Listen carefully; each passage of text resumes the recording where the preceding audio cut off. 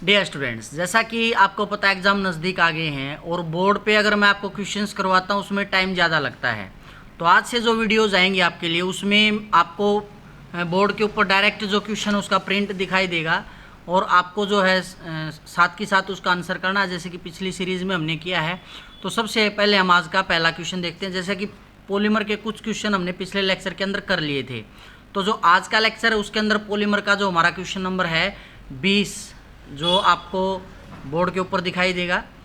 Question number 20 है हमारा, the correct repeating structural unit of polystyrene is, कि जो पॉलीस्टायरीन है उसकी करेक्ट जो स्ट्रक्चरल रिपीटिंग यूनिट क्या है। ऑप्शन ए आपको दिखाई दे रहा है CH2, पॉलीमराइजेशन स्टार्ट है CH के नीचे C6H5, CH CH2।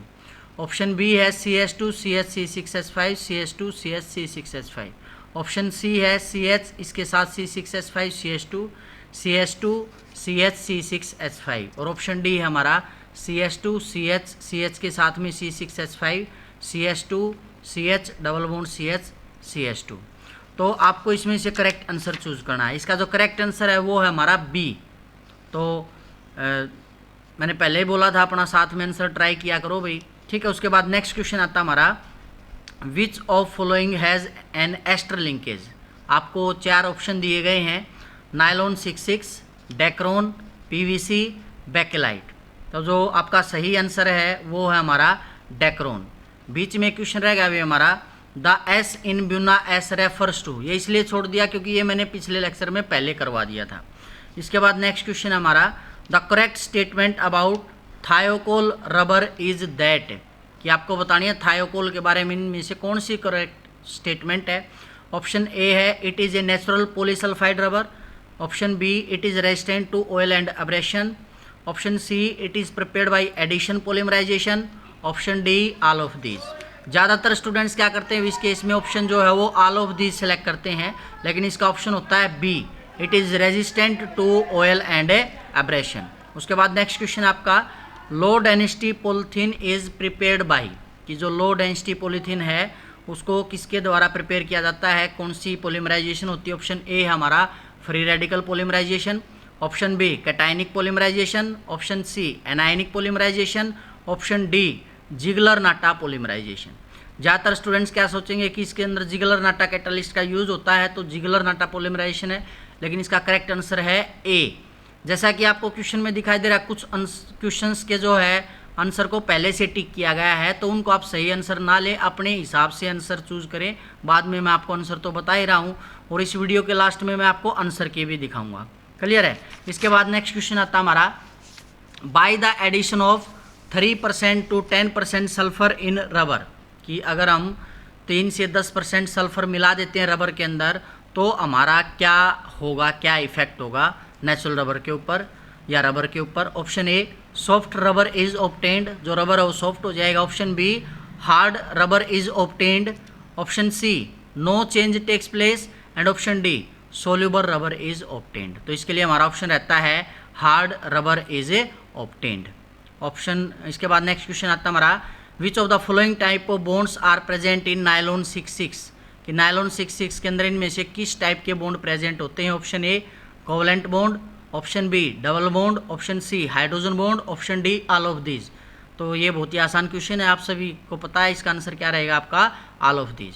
Next, the chemical name of isoprene is, कि जो आइसोप्रीन है उसका केमिकल नेम बोल लीजिए आप, आयुपैक नेम बोल लीजिए, वो क्या है। ऑप्शन ए है हमारा 2-मिथाइल 1,3-ब्यूटाडाइन, ऑप्शन बी 2-क्लोरो-1,3-ब्यूटाडाइन, option C two methoxypropene, option D none of these. तो इसके लिए आपका आंसर रहेगा 2-मिथाइल 1,3-ब्यूटाडाइन। उसके बाद caprolactam is obtained from, next question है भाई कि कैप्रोलैक्टम किससे प्राप्त होता है। Option A cyclohexane, option B hexane, option C adipic acid, option D adipic acid and hexamethylene diamine. अब MCQ आने से क्या हो गया भाई, अब स्टूडेंट्स क्या कर लेते थे, कैप्रोलैक्टम लिया, उसके अंदर हाइड्रोलिसिस किया, नायलॉन 6 बना दिया, लेकिन वो ये रिएक्शन नहीं करते थे, वो प्राप्त किससे हुआ था। तो MCQ के अंदर आपको खास बात यही ध्यान रखनी है कि वो प्राप्त किससे हो रहा है, उसका सोर्स क्या है, टेम्परेचर क्या है, कैटालिस्ट क्या है, ये सारी बातें भी आपको ध्यान रखनी पड़ेंगी।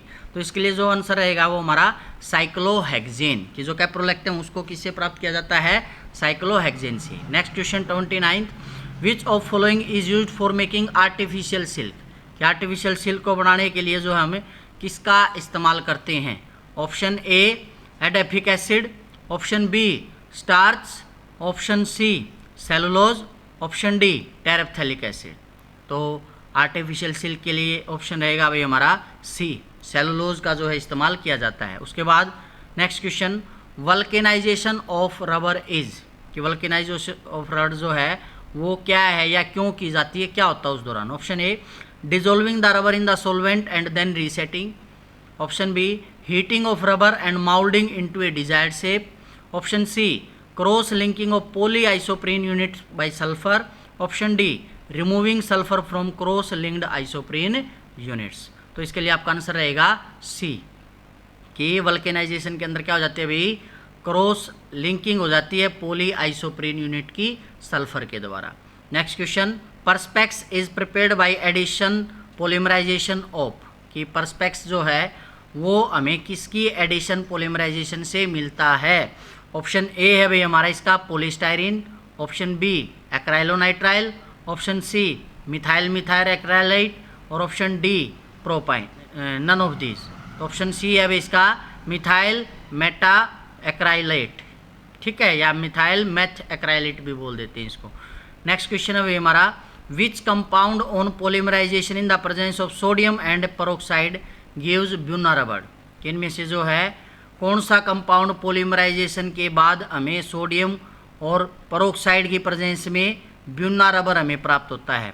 Option A propene, option B isoprene, option C one three butadiene and option D propyne. तो इसके लिए आंसर रहेगा भाई आपका 1,3-ब्यूटाडाइन की पॉलीमराइजेशन से, जब हम सोडियम और पेरोक्साइड की प्रेजेंस में रिएक्शन को करवाते हैं तो हमें 1,3-ब्यूटाडाइन की अगर हम पॉलीमराइजेशन करवाएंगे तो हमें ब्यूना रबर प्राप्त होता है। नेक्स्ट क्वेश्चन हमारा 33, terylene formed by the condensation of polymerisation of, कि जो टेरिलीन है वो हमें किसकी कंडेंसेशन पॉलीमराइजेशन से प्राप्त होता है। इसका आंसर पहले भी आ चुका है, क्वेश्चन करवा भी चुके हैं भाई, इथाइलिन ग्लाइकोल एंड डाइमिथाइल टेरेप्थेलेट, या इसको बोल देते हैं भाई इथाइलिन ग्लाइकोल का जो नाम होता है इथेन 1,2-डायोल होता है, आईयूपैक नेम, तो इथेन 1,2-डायोल एंड डाइमिथाइल टेरेप्थेलेट भी इसको लिख सकते हैं। नेक्स्ट फोर्थ है भाई हमारा, chloroprene is obtained by the addition of HCl2, कि अगर हमें क्लोरोप्रीन को प्राप्त करना है तो उसको कैसे प्राप्त करेंगे, जब हम उसके अंदर HCl जो डालेंगे वो कौन सा मोनोमर होगा या कौन सी यूनिट होगी जिसके अंदर हम HCl डालेंगे तब हमारा क्लोरोप्रीन बनेगा। तो ये क्वेश्चन शायद पहले भी आया है। ऑप्शन ए है ethylene, option B acetylene, option C vinyl acetylene और ऑप्शन डी है हमारा फिनाइल एसिटाइलिन। तो इसका आंसर रहेगा भाई हमारा vinyl acetylene. Question number next आता है भाई, which is a polymer of 3 different monomers, कि इनमें से कौन सा जो मोनोमर है कौन सा जो पॉलीमर है वो 3 अलग अलग मोनोमर से बना है। Option A ABS, option B SBr, option C NBr, option D nylon 2 nylon 6। तो इसका आंसर रहेगा भाई हमारा ए ABS। नेक्स्ट 36 है भाई, गिवन पॉलीमर ए है भाई हमारा नायलॉन 6, बी है हमारा ब्यूनास और सी है हमारा पॉलीथीन। अरेंज दिन in increasing order of their intermolecular force, इनको अरेंज करना हमें लोअर टू हायर ऑर्डर में, मतलब पहले उस पॉलीमर को लिखना है जिसके अंदर जो इंटरमोलिकुलर फोर्स हैं सबसे वीक हैं, फिर उससे ज़्यादा, फिर उससे ज़्यादा। तो ऑप्शन आपके A less than B less than C, option B less than A less than C, option C B less than C less than A और option D C less than A less than B। तो आपका इसका correct answer रहेगा C, मतलब सबसे कमज़ोर bond होंगे ब्यूनास के अंदर, उससे स्ट्रोंगर होंगे पॉलीथीन के अंदर और सबसे स्ट्रोंगर होंगे हमारे नायलॉन 6 के अंदर। इसके बाद नेक्स्ट क्वेश्चन आता है हमारा, which one of following is a copolymer, किन में से जो है कौन सा एक पॉलीमर है। ऑप्शन ए है आपका Saran SARN, option B Orlon, option C PVC, option D Teflon. तो इसके लिए आंसर रहेगा भाई हमारा सरन, क्योंकि बाकी के सारे हमारे एडिशन पॉलीमर है या ओमो पॉलीमर है। Next, the condensation polymer among the following is, कि इनमें से कौन सा जो है कंडेंसेशन पॉलीमर है? Option A rubber, option B protein, option C PVC, option D polythene. तो आपको पता है इसका आंसर बहुत ही आसान है, प्रोटीन बेसिकली हमारा कंडेंसेशन पॉलीमर है। प्रोटीन के अंदर अल्फा अमाइनो एसिड्स की कंडेंसेशन से वाटर मॉलिक्यूल की एलिमिनेशन होती है, तो इसलिए हमारा कंडेंसेशन पॉलीमर हो जाता है। नेक्स्ट क्वेश्चन आपका, इन द रिएक्शन सीक्वेंस दिया भाई, साइक्लोहेक्सेन में कार्बन के साथ में डबल बॉन्ड NOH है, इसके अंदर हमने मिलाया H2SO4, तो हमारा जो प्रोडक्ट बना है वो X बना है। फिर X के अंदर अगर हम 540 केल्विन पे उसको हीट करते हैं तो हमारा कंपाउंड बनता है नायलॉन 6। तो आपको बताना है जो X है इसके अंदर वो क्या है। ऑप्शन ए है साइक्लोहेक्सेनन बनेगा, ऑप्शन बी है caprolactam, option C OH CH2 की 6NH2 है, और ऑप्शन डी हमारा हेक्सा मिथाइलिन डाई आइसोसाइनेट है। तो इसका करेक्ट आंसर रहेगा हमारा बी, कि कैप्रोलैक्टम के अंदर जब हम 540 केल्विन पे हीट करते हैं कैप्रोलैक्टम को, तो हमें क्या प्राप्त होता है? वे नायलॉन 6 प्राप्त होता है। उसके बाद नेक्स्ट क्वेश्चन आता है हमारा, among the following chain transfer reagent is, among the following chain transfer reagent is, कि इनमें से कौन सा जो है चेन ट्रांसफर रिएजेंट है? ऑप्शन ए हमारा carbon tetrachloride, option B benzoyl peroxide, option C carbon tetrabromide, option D both A and C. तो इंपॉर्टेंट क्वेश्चन है भाई, चेन ट्रांसफर रिएजेंट जो हमारा जो ए और सी ऑप्शन है, मतलब बोथ ए एंड सी, ये हमारा इसका करेक्ट आंसर है। नेक्स्ट अभी 42, वल्केनाइजेशन मेक्स रबर, वल्केनाइजेशन से रबर के अंदर क्या क्या कैरेक्टर आ जाते हैं? नंबर 1 मोर इलास्टिक हो जाता है, option 2 soluble in inorganic solvent, 3 crystalline, 4th more stiff. तो आपको इनमें से चूज करना है करेक्ट ऑप्शन कौन सा है। मतलब फर्स्ट जो ए ऑप्शन है फर्स्ट एंड फोर्थ, मतलब वो मोर इलास्टिक हो जाएगा और फोर्थ मोर स्टिफ हो जाएगा। ऑप्शन बी है भाई वो मोर इलास्टिक हो जाएगा और क्रिस्टलाइन हो जाएगा। ऑप्शन सी है भाई हमारा second and third soluble in inorganic solvent और क्रिस्टलाइन हो जाएगा। Option D second third and fourth. तो इसके लिए आंसर रहेगा अभी आपका सी, मतलब जो वल्केनाइजेशन से जो रबर उसकी दो प्रॉपर्टी इंप्रूव होती है। फर्स्ट प्रॉपर्टी वो मोर एक प्रकार से सोल्यूबल इन इनऑर्गेनिक सॉल्वेंट हो जाएगा और दूसरा वो जो है क्रिस्टलाइन हो जाएगा। उसके बाद 43rd क्वेश्चन आता हमारा, which of following monomer form biodegradable polymer, इनमें से कौन सा मोनोमर जो है बायोडिग्रेडेबल पॉलीमर बनाता है। Number 1 3 hydroxy butanoic acid plus 3 hydroxy pentanoic acid. Option B है glycine plus amino acid caproic acid. Option third है ethylene glycol plus phthalic acid. और ऑप्शन 4 हमारा कैप्रोलैक्टम। तो आपको इनमें से बताना है कौन सा जो मोनोमर है वो एक बायोडिग्रेडेबल पॉलीमर बनाएगा। तो इसके लिए जो ऑप्शन है भाई, ऑप्शन ए है 1 एंड सेकंड, कि जो फर्स्ट है और सेकंड है ये दोनों बायोडिग्रेडेबल पॉलीमर बनाएंगे। ऑप्शन बी है सेकंड एंड थर्ड, ये दोनों बायोडिग्रेडेबल पॉलीमर बनाएंगे। ऑप्शन सी है फर्स्ट सेकंड एंड थर्ड, पहले जो 3 है ये तीनों बायोडिग्रेडेबल पॉलीमर बनाएंगे। और ऑप्शन डी है सेकंड थर्ड एंड फोर्थ, ये बायोडिग्रेडेबल पॉलीमर बनाएंगे। तो इसका आंसर रहेगा अभी हमारा सी, फर्स्ट सेकंड और थर्ड ये तीनों के तीनों हमारे बायोडिग्रेडेबल पॉलीमर बनाने के लिए यूज होते हैं। Next, which of the following polymer need at least 1 diene monomer for their preparation, कि इनमें से किसके लिए जो है मिनिमम 2 डबल बॉन्ड के लिए रिक्वायरमेंट होती है। तो इसका ऑप्शन ए है डेक्रोन, बी ब्यूनाइस, सी नियोप्रीन और डी हमारा बोथ बी एंड सी। तो इसके लिए आंसर रहेगा आपका बी एंड सी। जैसा कि ब्यूनाइस के अंदर भी आपको पता है 1,4-डाइईन होता है और नियोप्रीन के अंदर भी 1,4-डाइईन होता है। नेक्स्ट अभी which pair of polymer have similar properties, कि कुछ 2 पेयर दे रखे हैं हर एक पॉलीमर के, आपको वो पॉलीमर लिस्ट आउट करने हैं जिन दोनों की प्रॉपर्टीज़ सेम होंगी। ऑप्शन ए नायलॉन और पीवीसी, ऑप्शन बी पेन और पीटीएफई यानी पॉलीटेट्राफ्लोरोइथीन, ऑप्शन सी पीसीटीएफई पीटीईएफ और ऑप्शन डी बेकेलाइट और अल्काइल रेजिन। तो जो 45 क्वेश्चन इसके लिए आंसर रहेगा आपका ए, नायलॉन और पीवीसी की प्रॉपर्टीज़ ऑलमोस्ट, चाहे वो अगर हम पाइप्स की बात करें वो बनाने में इस्तेमाल होते हैं, ऑलमोस्ट करेक्टर सेम है। Next, which compound polymerises to neoprene, कि इनमें से कौन सा जो पॉलीमराइज होकर के नियोप्रीन बनाएगा भाई, ये क्वेश्चन कई बार आ चुका है, क्लोरोप्रीन इसकी यूनिट होती है, तो इसका ऑप्शन सी रहेगा भाई हमारा। CH2 double bond C into Cl लिख रखा है, इंटू Cl का मतलब है Cl साइड में है भाई, CH double bond CH2। 47 question हमारा, structurally the cellulose is a linear polymer of, कि जो सेलुलोज बनता हमारा वो किसकी लीनियर पॉलीमराइजेशन से बनता है। Option A sucrose molecule, option B fructose molecule, option C alpha glucose molecule और option D beta D glucose molecule. अगर आपने प्रोटीन की हुई है, अल्फा अमीनो एसिड की हुई है, तो उसके लिए क्वेश्चन और इजी हो जाता है। इसका आंसर रहेगा भाई हमारा 47 का ए, सुक्रोज मॉलिक्यूल से। उसके बाद क्वेश्चन नंबर आ जाता हमारा 48 क्वेश्चन हमारा, मोनोमर ऑफ ओरलोन इज, आपको 4 ऑप्शन दिए गए हैं, A CH2 double bond CHO C double bond O CH3, option B CF2 double bond CF2, option C CH2 double bond CH C triple bond N and option D CH2 double bond CH Cl। तो इसका option रहेगा आपका B. Clear है। ओरलोन किसको बोला जाता है? एक प्रकार से टेफ्लोन को ही बोलते हैं। तो CF2 double bond CF2।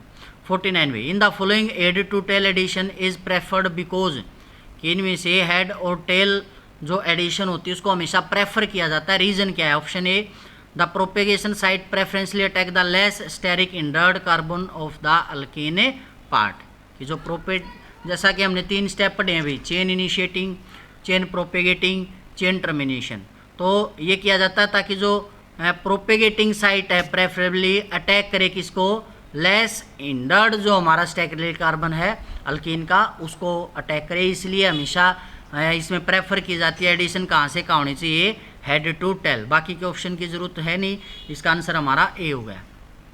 50 question, glyptal polymer is obtained from glycol bye reacting with, कि जो ग्लिप्टल है कैसे प्राप्त होगा? एक यूनिट इसने बता दिया है ग्लाइकोल, दूसरी यूनिट कौन सी होती है? मेलेनोइक एसिड, मैलिक एसिड, टेरेप्थेलिक एसिड और थैलिक एसिड। तो इसका ऑप्शन रहेगा भाई हमारा बी, मैलिक एसिड। और question number 51, the incorrect statement regarding cellulose is, कि इनमें से कौन सी स्टेटमेंट जो है गलत है सेलुलोज के लिए? Number 1 it is a polymer of D glucose, right है।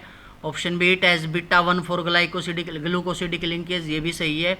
Option C it is used for making rayon fibre, ये भी सही है। तो एक ही बच गया भाई हमारा गलत, it can be obtained by polymerisation of a D glucose. ठीक है, तो क्वेश्चन नंबर 51 का आंसर हो गया भाई हमारा D. Next question 52, सेलोज A very high degree of hydrophilicity because of, कि जो सेलोज है भाई वो हाइड्रोफिलिक है, क्यों? इसका आंसर है भाई हमारा D, presence of many hydroxyl group on the polymer backbone. क्योंकि आप उसमें देखते हैं जब पॉलीमराइजेशन होती है तो उसमें OH, HOH ऐसे हमारे बहुत सारे ग्रुप हो जाते हैं, जिस कारण से वो हाइड्रोफिलिक नेचर उसका हो जाता है। विच is not true regarding rayon, कि रेयन के लिए इनमें से क्या सही नहीं है? तो ऑप्शन ए है it is pure regenerated cellulose, क्या बताना हमने भाई? नॉट ट्रू, तो ये तो ट्रू है। Option B it is obtained by dissolving wood pulp in alkaline CH2, ये गलत है भाई। ऑप्शन सी और डी भी सही है। Question number 54, what is incorrect regarding natural rubber, कि नेचुरल रबर के लिए इनमें से कौन सी बात जो है गलत है? Option A it is cis polyisoprene, option B it is amorphous in nature, option C it has syndiotactic stereochemistry, option D molecule of rubber have coiled conformation. तो इसका ऑप्शन रहता भी हमारा C, it has syndiotactic stereochemistry. Question number 55, what is the predominant intermolecular force of attraction between the adjacent chain of polymer molecule in a natural rubber, कि कौन से intermolecular force जो है वो डोमिनेंट करते हैं जब हमारी पॉलीमरिक चेन बनती है नेचुरल रबर के अंदर? तो सबको पता है भी इसके अंदर हमारे वेंडर वाल फोर्सेज होते हैं। Question number 56, what is true regarding vulcanisation of a rubber, पहले भी ये क्वेश्चन आ चुका है ऐसा। तो इसमें बी जो ऑप्शन है वो सही है, बाकी सारे गलत हैं। बी क्या है हमारा? Rubber molecules are linked through SS यानी sulphide linkage at the various parts of polymer backbone. बाकी के जो सी हैं, अब इसमें क्वेश्चन ऐसा नहीं है अभी कैसे ऐसा मिलेगा, इसमें बाकी में पूछ ले which of the following statement is false, तो वो जो 3 ऑप्शन है वो तीनों के तीनों आपको पता है भाई गलत हैं, तो वो भी आपको साथ में याद करनी चाहिए। 57, what is true regarding the free radical polymerisation of a ethylene, ethylene के अंदर इनमें से कौन सा सही है? तो ऑप्शन डी जो है all of above are true, मतलब क्या क्या खास बात होती है रेडिकल पॉलीमराइजेशन ऑफ इथाइलिन के अंदर? Number 1, polymerisation is invoked by either peroxide initiator or radiation. दूसरा, polymerisation is exothermic in nature. तीसरा, molecular weight gain occur in propagation step of a polymerisation. ठीक है, तो तीनों हमारे जो है एक प्रकार से सही हैं। उसके बाद नेक्स्ट क्वेश्चन आता है हमारा 58, what is not true regarding free radical polymerisation of a propene, कि अगर आप प्रोपीन की पॉलीमराइजेशन करते हो तो इनमें से कौन सा तथ्य सही नहीं है? ऑप्शन ए है भाई हमारा, without proper control atactic polypropylene is produced. Option B, during polymerization a secondary free radical is produced in every step. Option C, during polymerization a linear unbranched crystalline polymer is usually obtained. और option D, use of Ziegler Natta catalyst result in isotactic polypropylene. तो इसके लिए answer रहेगा भी हमारा सी जो इसमें सही नहीं है, कि during polymerisation a linear branched crystalline polymer is usually obtained. Question number 59 भाई, which of following statement is true regarding Teflon? तो इसका आंसर है भाई डी। क्यों भाई? क्योंकि ए बी और सी तीनों सही है हमारा। ए क्या है? लीनियर अनब्रांच पॉलीमर होता है टेट्राफ्लोरोइथाइलिन का, सही है। B, it has very high thermal stability, सही है। C, polymer molecules are associated by strong dipole dipole interaction, सही है। तो सारे सही हैं। और लास्ट क्वेश्चन है भाई हमारा 60, which is not true regarding nylons, कि नायलॉन्स के लिए इनमें से कौन सा जो ऑप्शन है वो सही नहीं है? Option A, usually high melting and solid polymer, तो भाई ट्रू है ये। Possess a very high degree of crystallinity, true है। नायलॉन्स आर यूजुअली हाइड्रोफोबिक, ये गलत है भाई। ये कैसे होते हैं? हाइड्रोफिलिक होते हैं, तो ये सही नहीं है। और डी है भाई, नायलॉन्स है वेरी हाई मैकेनिकल स्ट्रेंथ, ये भी सही है। तो हमें बताना था कौन सा सही नहीं है, तो इसका जो आंसर है वो हमारा सी है। क्लियर है? इसके बाद आपको लिस्ट दिखाई दे रही होगी आंसर्स की, जो क्वेश्चंस हमने किए हैं 1 से लेकर 60 तक, जितने भी क्वेश्चन 20 क्वेश्चन मैंने पहले लेक्चर में दिए थे और बाकी के इस लेक्चर के अंदर, तो सब की आंसर की आपके सामने आ गई होगी। इसमें से आपके कितने क्वेश्चन सही हैं, कितने आपने अटैम्प्ट किए, वो आप कमेंट करके ज़रूर बताएं। अगर आपको वीडियोज़ अच्छी लग रही हैं तो दूसरों तक भी पहुँचाएँ, ताकि जैसा कि MDU के एग्ज़ाम आने वाले और भी बहुत सारे यूनिवर्सिटीज़ के फाइनल ईयर के एग्ज़ाम या तो चल रहे हैं या आने वाला है, तो ज़्यादा से ज़्यादा शेयर करें ताकि दूसरे बच्चों को भी इसका फ़ायदा हो सके। आज के लेक्चर में इतना ही। Thank you.